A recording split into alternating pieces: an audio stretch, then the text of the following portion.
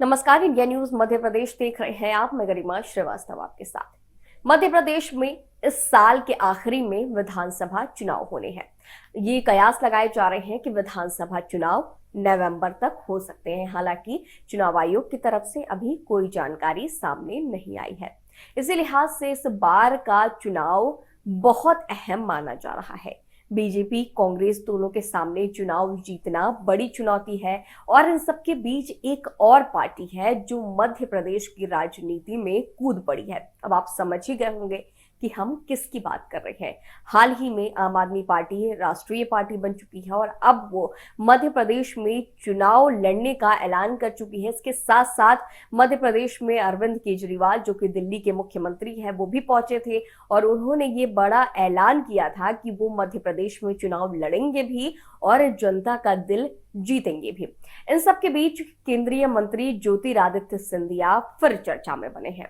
केंद्रीय मंत्री ज्योतिरादित्य सिंधिया भले ही बीजेपी में घुलने मिलने के दावे कर रहे हो, लेकिन बीजेपी का असल कार्यकर्ता आज भी उन्हें और उनके समर्थकों को स्वीकार करने को तैयार नहीं है। और यही वजह है कि राज्य में विधानसभा चुनाव से पहले सिंधिया समर्थकों को लेकर बीजेपी में बवाल मचा हुआ है। बीजेपी के पूर्व संगठन महामंत्री कृष्ण मुरारी मोघे ने तो साफ कह दिया कि इस बार के विधानसभा चुनाव में अकेले सिंधिया समर्थक होने की वजह से टिकट नहीं दिया जाएगा, बल्कि विनिंग कैंडिडेट्स को ही टिकट में प्राथमिकता दी जाएगी।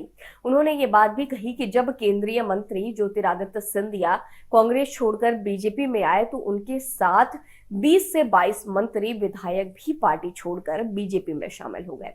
उनको बीजेपी ने टिकट भी दिया, वो चुनाव जीत कर भी आ गए।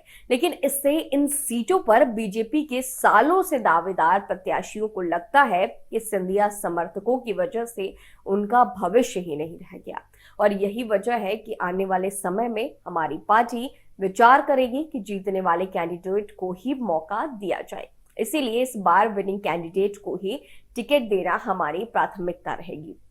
बीजेपी के वरिष्ठ नेता कृष्ण मुरारी मोघे प्रदेश संगठन महामंत्री के अलावा खरगोन से सांसद और इंदौर के मेयर भी रह चुके हैं। पिछली सरकार में पार्टी ने उन्हें हाउसिंग बोर्ड का चेयरमैन बनाकर कैबिनेट मंत्री का दर्जा भी दिया था। वे 21 मई को इंदौर में हुई बीजेपी की नगर कार्य समिति की बैठक में शामिल होने आए थे।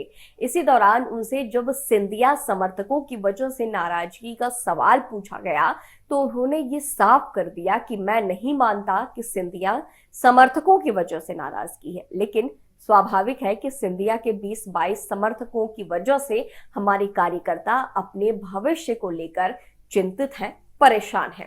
वहीं ये सब चल ही रहा था कि केंद्रीय मंत्री ज्योतिरादित्य सिंधिया के ट्विटर बायो पर बीजेपी कांग्रेस में जंग छिड़ गई है।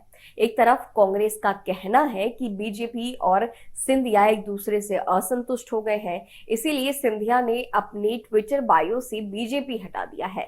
दूसरी तरफ केंद्रीय मंत्री सिंधिया ने इस पर पलटवार किया। उन्होंने ट्विटर पर ही कहा कि कांग्रेस का काम झूठ और प्रोपेगेंडा को फैलाना है। मेरे बायो से अच्छा अगर जनता के मन की बात पढ़ ली होती तो 15 महीनों में भ्रष्ट सरकार न गिर जाती। इस घटनाक्रम के बाद बीजेपी लगातार कांग्रेस पर हमलावर है। बीजेपी का कहना है कि केंद्रीय मंत्री सिंधिया ने ट्विटर बायो में कोई बदलाव नहीं किया। अगर कांग्रेस के पास कोई सबूत है तो इसे सिद्ध करे या अपना झूठ वापस ले ले। खैर, चुनाव के समय में ये सब चलना, इस तरह की बातें होना आम बात हो सकती है। मध्य प्रदेश का राजनीति बहुत ही अहम माना जा रहा है और ये जो विधानसभा चुनाव है वो बहुत खास माने जा रहे हैं।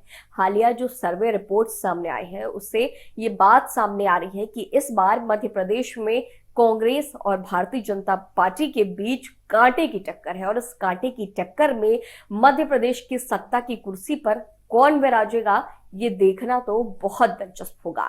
मध्य प्रदेश की राजनीति से जुड़ी हर बड़ी खबरों में बने रहने के लिए देखते रहिए इंडिया न्यूज मध्य प्रदेश। धन्यवाद।